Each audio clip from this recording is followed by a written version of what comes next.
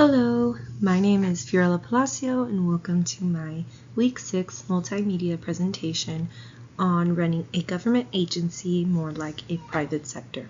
In this discussion, I'll explain how government agencies can adopt private sector practices using frameworks such as the New Public Management, also known as NPM.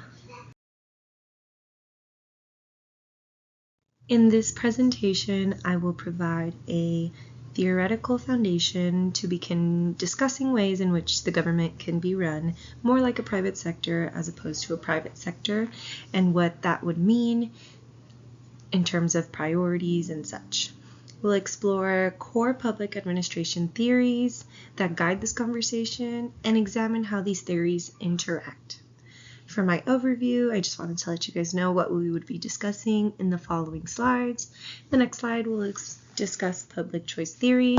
After that, supporting theories and theoretical web, followed by tensions between the private and public sector. And finally, we will go over the references from this presentation. So on this slide, we'll discuss a guiding theory, which is public choice theory. So the public choice theory is one of the major frameworks explored in our course book, Classics of Public Administration by Shafritz and colleagues, that we've referred to many times in the last few weeks.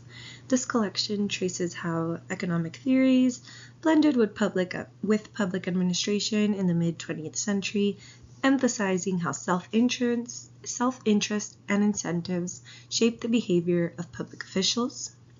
This theory invites us to no longer idealize figures like public managers, bureaucrats, and politicians, but instead view them as actors influenced by personal motivation and institutional rules. So to not hold them at such high standard, but realize more so that they are acting the part.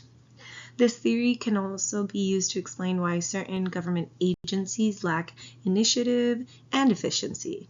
Critics often say that this opinion is oversimplified and does not consider many important roles, and it is even accused of having conservative bias and skepticism of the government. On this slide, we'll be discussing some supporting theories and the theoretical web. A few key theories are New Public Management, as I mentioned previously, Classical Public Administration, Institutional Theory, and from this week's article, Wicked Problems Framework. New Public Management is important because it builds on public choice theory by promoting efficiency, decentralization, and result-driven management in government. In contrast, Classical Public Administration prioritizes legal rational authority, due process, and it warns against too much marketization. Institutional theory reminds us that public organizations operate within deep-rooted norms and constraints that don't always allow for easy comparison with private firms. Another valuable lesson and lens comes from this week's article from Riddle and Weber in the 1973 article Wicked Problems, which challenges the idea that government can or should operate with the streamlined logic of the private sector. The concept of wicked problems describes public challenges that are complex and have no clear solutions, and therefore involve competing stakeholder values, unlike some more linear, goal-driven problems often faced in business. This insight, also cited in Classics of Public Administration book, reveals why public issues like homelessness or education policy don't lend themselves easily to be managerial or market-based fixes. All these theories form a web that lets us critically assess the proposition without falling into simplistic comparisons, but more so view an overall picture.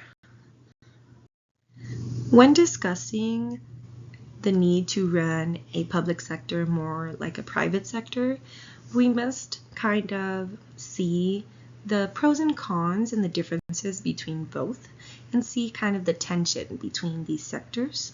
So a few main differences is the public sector is invested in public interest and provides essential services like education, health, and security.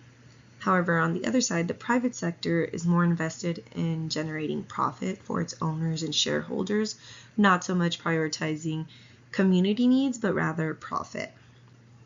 Additionally, in terms of accountability, the public sector must adhere to expectations, regulations, and rules set to them, while the private sector is not accountable to the public, but rather its shareholders and owners.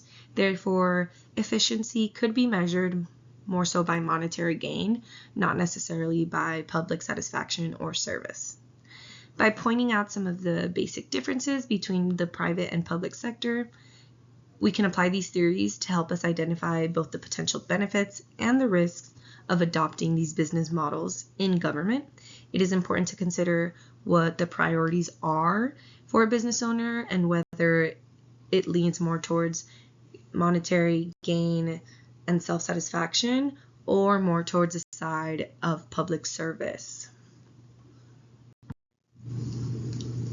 Lastly, I wanted to refer the pieces of work that I use in this presentation and that we referred to this week. We have the Classics of Public Administration by Shafritz and colleagues, as well as the article this week by Riddle and Weber. Thank you so much for tuning into my Week 6 multimedia discussion board.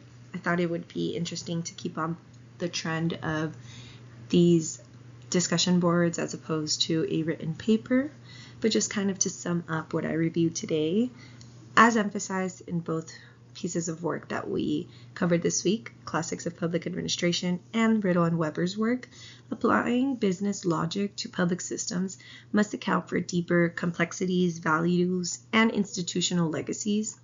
The theories that we discussed today presented will serve as the basis for a more nuanced discussion in the full critical assignment that we will do continuing on. So when discussing if a public sector should be managed more so as a private sector, we must examine just what our priorities are and where we lie in terms of what we would like to gain. If we would like to gain more towards ourselves as owners, or we would like to serve the public more. And that's something to kind of think about when examining what kind of sector you would like to run.